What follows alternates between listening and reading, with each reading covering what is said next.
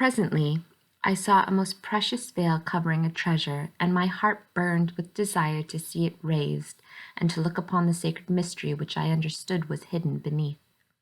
My desire was answered in the following manner. Obey, O soul, in what was enjoined and commanded thee. Despoil thyself of thyself, and then this mystery will be revealed to thee. I resolved to amend my life and to overcome my appetite. I sighed and wept with many aspirations from my inmost soul for the manifestation of this blessing. While I made my good resolves, the veil which covered the treasure began to be lifted. Presently, the veil fell entirely, and my interior eyes saw what I shall not know how to describe in words. I saw a great and mysterious sign in heaven. I saw a woman, a most beautiful lady and queen, crowned with the stars, clothed with the sun, and the moon was at her feet. The holy angels spoke to me.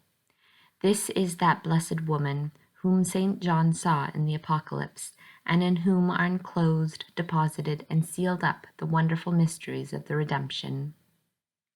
So much has the most high and powerful God favored this creature that we, his angelic spirits, are full of astonishment. Contemplate and admire her prerogatives, record them in writing, because that is the purpose for which, according to the measure suitable to thy circumstances, they will be made manifest to thee. I was made to see such wonders that the greatness of them took away my speech, and my admiration of them suspended my other faculties. Nor do I think that all the created beings in this mortal life will ever comprehend them, as will appear in the sequel of my discourse. On another day, while my soul sweetly tarried in the aforesaid habitation, I heard a voice from the Most High saying, My spouse, I desire that thou rouse thyself in earnest to seek me, and to love me with fervor, that thou make thy life more angelic than human, and that thou forget entirely the terrestrial affairs. I wish to raise thee as one that is poor from the dust, and as one full of need from the dunghill, so that, while I exalt thee, thou mayest humiliate thyself, and the nard of thy sweet odor may remain in my presence. Knowing thy own misery, be thou convinced from the bottom of thy heart that thou meritest for thyself only tribulation and humiliation. Consider my greatness and thy littleness. Remember that I am just and holy. I deal with thee considerately, making use rather of my mercy, and not chastising thee as thou deservest. Strive to build upon this foundation of humility all the other virtues in order to fulfill my wishes. I appoint my Virgin Mother to teach, correct, and reprehend thee. She will spur thee onward, and accompany thy footsteps according to my liking and pleasure. While the Most High spoke to me, the Queen stood nearby, and the heavenly princess disdained not to accept the office which His Majesty assigned to her. She accepted it benignly and said to me, My daughter, I desire that thou be my disciple and my companion, and I will be thy teacher. But remember that thou must obey me courageously, and from this day on no vestige of a daughter of Adam must be found in thee. My conduct and my works during my pilgrimage on earth, and the wonders which the arm of the Almighty wrought through me, shall be the mirror and the model of thy life. I prostrated myself before the throne of the King and Queen of the universe, and I offered to obey her in all things. I gave thanks to the highest for the favor which he, so much in excess of my merits, conferred upon me in giving me such a guide and protectress. Into her hands I renewed the vows of my profession. I offered myself to her and proposed to work anew at the amendment of my life. Again the Lord spoke to me, Behold and see. Turning, I saw a most beautiful ladder with many rungs. Around it were many angels, and a great number of them were ascending and descending upon it. His Majesty said to me, This is the mysterious ladder of Jacob, the house of God, and the portal of heaven.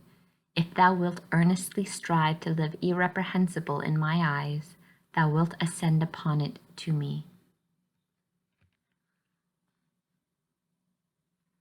This promise incited my desires, set my will aflame, and enraptured my spirit.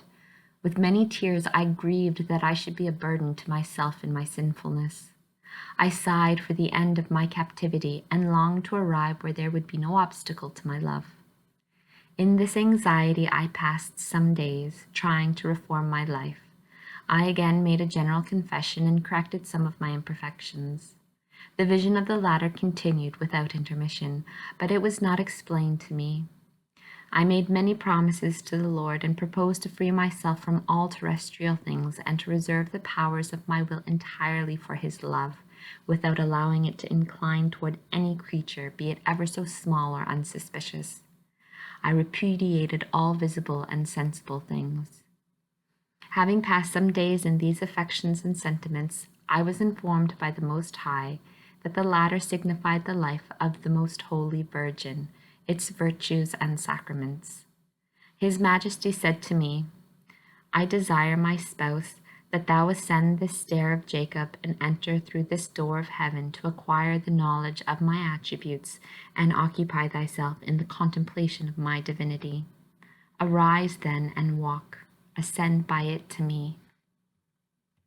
These angels, which surround it and accompany it, are those that I appointed as the guardians of Mary, as the defenders and sentinels of the citadel of Zion.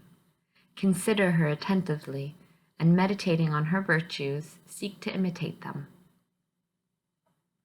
It seemed to me then that I ascended the ladder, and that I recognized the great wonders and the ineffable prodigies of the Lord in a mere creature, and the greatest sanctity and perfection of virtue ever worked by the arm of the Almighty.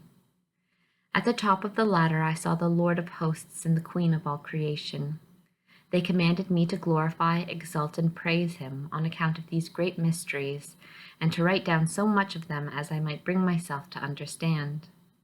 The exalted and high Lord gave me a law, written not only on tablets, as he gave to Moses, but one wrought by his omnipotent finger, in order that it might be studied and observed.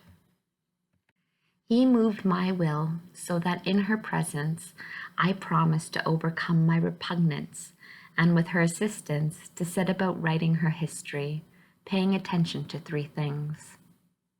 First, to remember that the creature must ever seek to acknowledge the profound reverence due to God and to abase itself in proportion to the condescension of his majesty toward men, and that the effect of greater favors and benefits must be a greater fear, reverence, attention, and humility.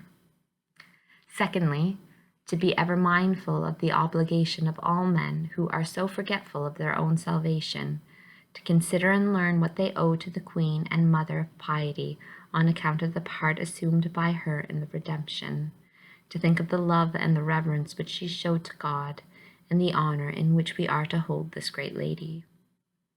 Thirdly, to be willing to have my spiritual director, and if necessary, the whole world, find out my littleness and vileness, and the small returns which I make for what I receive.